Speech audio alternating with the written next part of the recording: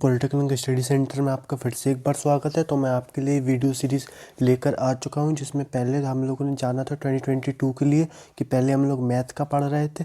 अब हम आ चुके हैं केमिस्ट्री के लिए, क्योंकि मेरे को कमेंट करके किसी ने बताया था कि सर आप इसका ही पढ़ाइए, तो मैं ये भी लेके आ चुका हूँ आपके लिए। अगर आपको और कुछ जानना है तो आप वो भी मेरे को कमेंट करके बता सकते हैं। तो पहले हम पहले चैप्टर से स्टार्ट करते हैं, उसको जान लेते हैं पहले। तो एलिमेंट्स, मिक्सचर एंड कंपाउंड, ये हमारा एक पहला हम इस चैप्टर करने जा रहे हैं। तो एलिमेंट्स, मिक्सचर एंड कंपाउंड्स, ये तीन टर्म्स जान लेते हैं हम क्या होते हैं।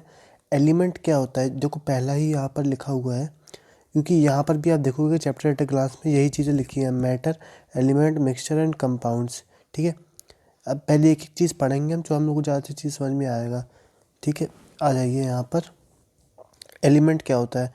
An element is a substance that can not be further broken down into a simpler component by any nuclear chemical reaction.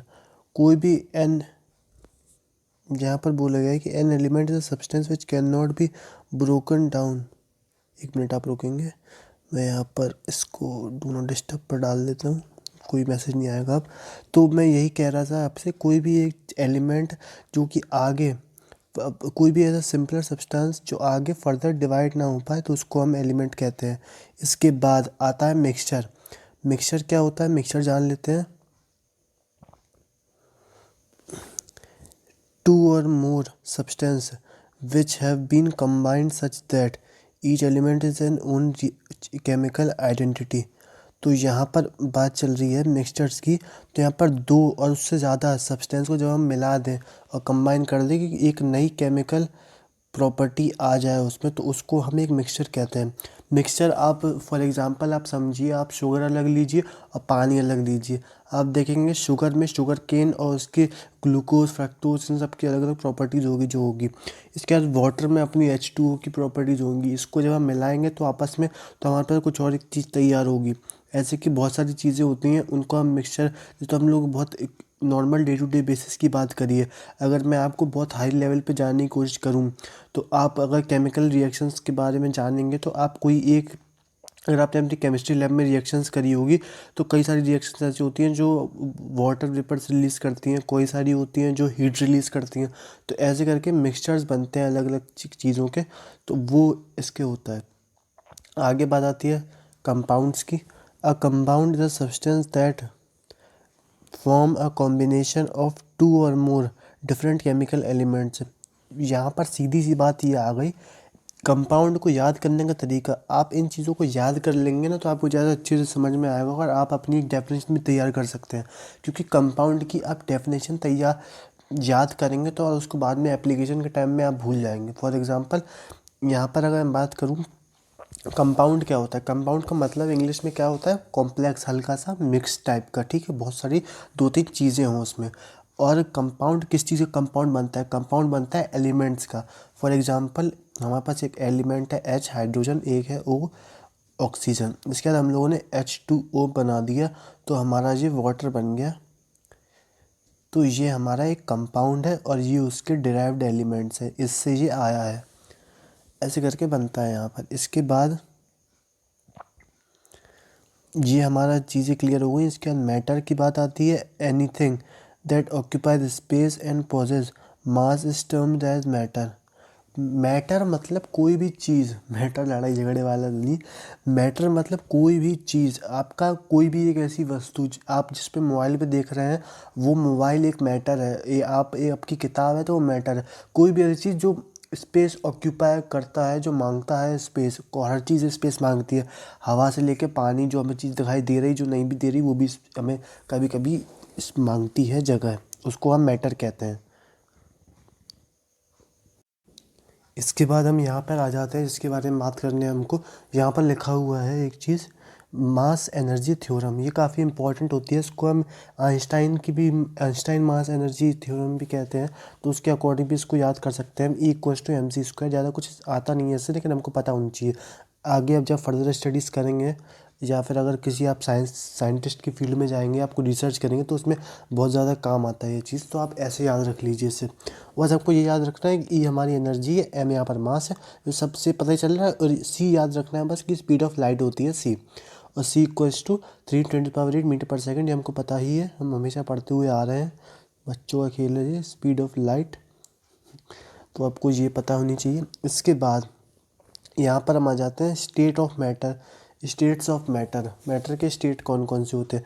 वैसे जो हमारे कॉमन होते हैं वो इतने ही होते हैं, अगर आप आगे जाएंगे तो आपको दो कुछ और भी पढ़ने को मिल जाएंगे, वहाँ नहीं जाते हैं हम, पहले हमें यही देख लेते हैं, सॉलिड, लिक्विड और गैस। ठीक है, सॉलिड, लिक्विड, गैस, या सॉलिड यानी कि सॉलिड चीज़ जो हमारा एक जिसका एक निश्चित, मैं आपको एक हिंदी में बताऊं, जो तो उसका एक निश्चित शेप होता है, निश्चित एक डेंसिटी होती है और निश्चित शेप, और उसकी कई सारी केमिकल प्रॉपर्टीज़ होती हैं, फिजिकल प्रॉपर्टीज़ होती है। और अगर मैं इंग्लिश में बात करूं, सॉलिड, यहाँ पर लिखा भी है state of matter which has definite shape, volume and shape, solid, iron, would types चीज़ें। ठीक है, तो ये हमारा ये हो गया। इसके बाद लिक्विड की बात आती है, लिक्विड स्टेट यानी कि जो भी तरल अवस्था है, वस्तु है, फॉर एग्जांपल वाटर, मिल्क, और कोई भी चीज़ है, मर्क्यूरी, और ऐसे करके जो भी तुम्हें दिमाग में आ जाए वो चीज़ एक लिक्विड फॉर्म में है। फॉर एग्जांपल यहाँ पर the state of matter which has fixed volume but not fixed shape is known as liquid. Milk, oil, यहाँ पर बात हो गई है इसकी। ठीक है, गैसेज स्टेट यानी कि जो गैस है, बस सिंपल। यहाँ पर इसके बाद आगे लिखा हुआ है कि the state of matter which has not be shape और साइज, इसका कोई शेप नहीं होता, इसका कोई साइज़ नहीं होता, इसका कोई वॉल्यूम नहीं होता, बस ये गैस एक, आप इसको महसूस कर सकते हैं। आप थोड़ी, मैं उस पर जा रहा हूँ एक फ़िज़िकल फॉर्मेट में बात करने के लिए, लेकिन केमिकल में थोड़ी अलग चीज़ आ जाती है। यहाँ पर लिखा भी हुआ है the state of matter which has not fixed shape और volume known as gaseous state. Liquid or gases are known as fluids. Liquid and gases are known as fluids. Fluids यानी कि तरल, दोनों को ही हम कंसिडर कर सकते हैं, क्योंकि अगर आप ध्यान से देखें तो लिक्विड, आप सॉलिड से चलें, सॉलिड को आपने गर्म करा, आपने एक आयरन गर्म करा, आयरन की रॉड को, सॉलिड है आयरन, सबको पता है कि आप इसको ही उठा लेते हैं यहाँ से, आयरन लिखा है यहाँ पर, चलिए ठीक है, आयरन को हमने गर्म करा तो वो एक लावा टाइप का कुछ बन जाएगा। आप अगर देखा भी होगा टीवी में, आपने करा तो होगा नहीं आपने, लेकिन आपने देखा होगा, तो लावा बन जाएगा वो एक तरीके का। तो अब वो एक लिक्विड फॉर्म में आ गया, उसको और गर्म करते रहो करते रहो करते रहो, बस ऊपर कुछ कवर नहीं करो जिससे वो उसकी वेपोरेटिंग जो पार्टिकल्स हैं वो उस पर स्टिक आउट हो जाए, उसको ऊपर हवा में छोड़ दो, तो वो तरल के बाद गैसेस स्टेट में भी चला जाएगा, वहाँ से चीज़ें उड़ जाएंगी। तो ऐसे करके यहाँ पर चीज़ें आती हैं, तो इसे गैसेस स्टेट कहते हैं। इसके बाद यहाँ पर आता है change in state of matter. Change in state of matter, यही मैंने आपको बताया है कि the state of matter are in convertible, the state of matter can be changed by changing temperature and pressure. Temperature और प्रेशर बढ़ाने पर या कम करने पर, while increasing and decreasing, the state of matter can be changed. For example, if I talk about liquid, when liquid is compressed it can be solidified, and when gases are compressed they can be liquefied. तो ऐसे करके यहाँ पर कई सारी चीज़ें होती हैं। मैं इंग्लिश में बोल रहा हूँ क्योंकि आपको ये ना लगे कि मैं हिंदी वालों को ही पढ़ाता हूँ, क्योंकि समझने में, देखो हम लोग सब हिंदी पढ़ने वाले हैं तो हिंदी में ध्यान से पढ़ेंगे, ज़्यादा अच्छी सी चीज़ समझ में आएंगी हमको। इसके बाद हम यहाँ पर आ जाते हैं मेल्टिंग पॉइंट पर। मैं यहाँ पर सिर्फ यहाँ तक मैं मेल्टिंग पॉइंट पढ़ा रहा हूँ, इसके बाद आगे का हम नए एक वीडियो में देखेंगे। तो मेल्टिंग पॉइंट देख लेते हैं। यहाँ पर मेल्टिंग पॉइंट क्या लिखा हुआ है, the temperature at which a solid melts to become a liquid at temperature pressure is called its melting point. Melting point वो पॉइंट होता है जिस पॉइंट पर हमारा सॉलिड टर्न करता है लिक्विड में, उसको हम मेल्टिंग पॉइंट कहते हैं हमारा। The process of melting is known as fusion. Process of melting is called fusion, ये आप याद कर लीजिए। इसके बाद बस इसमें और कुछ जानने की ज़रूरी नहीं है आपको ये जानना है कि मेल्टिंग पॉइंट ऑफ आइस कितना होता है, 0 डिग्री सेल्सियस और 273 kelvin. The presence of impurity decreases melting point.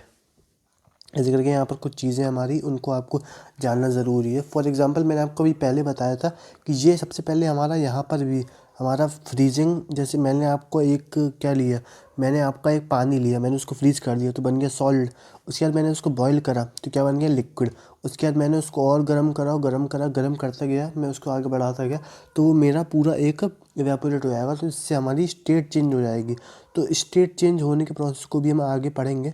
इस वीडियो में हम इतना ही देख लेते हैं, इसके बाद हम आगे जानेंगे अगले वीडियोज़ में। तो आप वहाँ तक स्टे ट्यून्ड रहिएगा। Thank you.